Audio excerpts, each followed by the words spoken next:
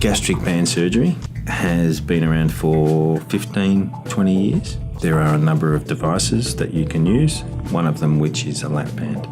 And the lap band is the commonest that's been performed in this country.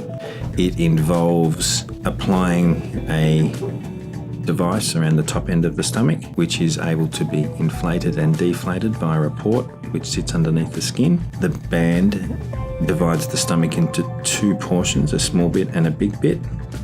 And the theory is that when the band is inflated, you get less hungry and you get full quicker. The average weight loss from that procedure is somewhere in the realm of 45 to 50% of someone's excess weight. One of the perceived problems of a gastric band is the variability in someone's outcome. So there are a lot of people who don't reach 45 to 50% of their excess weight loss. The hunger that people experience is variable. It requires people to return to the office to be adjusted and taught how to use the operation much more frequently than that of a gastric band.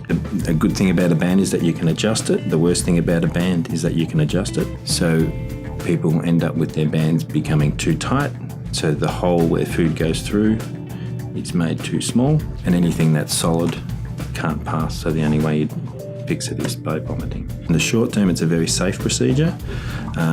Even comparing it to a sleeve gastrectomy and a gastric bypass, it's on a different scale in regards to safety. So the major complication profile of that is perhaps 1 in 1,000 as opposed to 1%. In the long term, that's where the problems start with gastric bands. So probably somewhere between 3 and 5% of patients will have a problem that needs to be fixed via surgery every 12 months.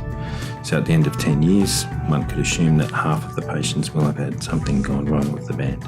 And that has led to the numbers of them dropping and a sleeve gastrectomy or a gastric sleeve taking over the role of what once was that of a gastric band.